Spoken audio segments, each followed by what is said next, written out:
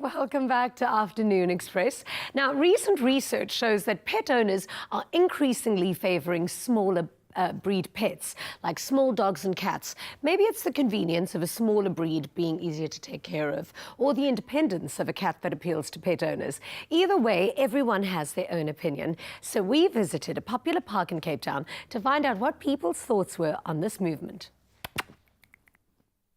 I do think that smaller pets are becoming more popular just because you can take them everywhere with you and they're super fun, and yeah, they become more of your life as opposed to just having a pet. I definitely think it is becoming more popular for people to own smaller breeds because especially young people, we're living in apartments and flats. We don't have houses, so we don't have space for these pets to run around.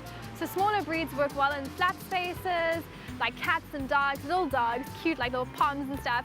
But I personally own a cat and he lives very happily in my apartment.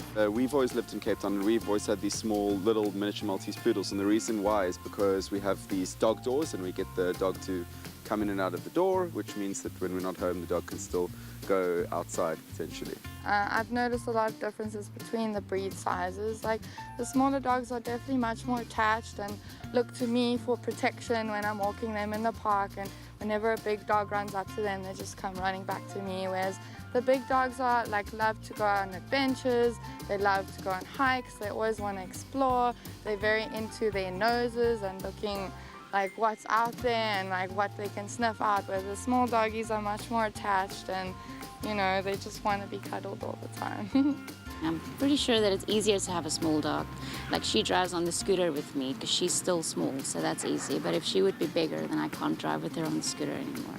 I'm pretty much gonna have to walk her. They need less exercise, I guess, because I mean, if for a cat, for example, this is big enough, or even the space in the flat for them to run around like crazy. Whereas a big dog, you have to take out and walk, of course. So.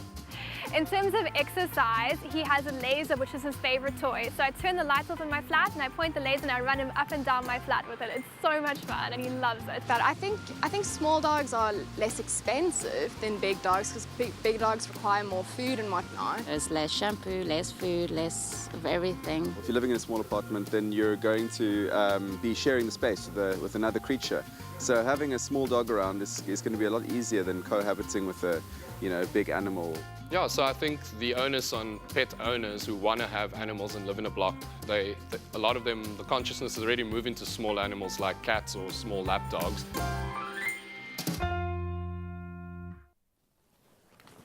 With help from our friends at Pedigree and Whiskas, we've been able to happily integrate our fur babies into the Afternoon Express family. And don't forget that if you'd like to see more of our cuddly stars, Donut and Baxter, you can follow them on Instagram and keep up to date with both their on and off screen antics.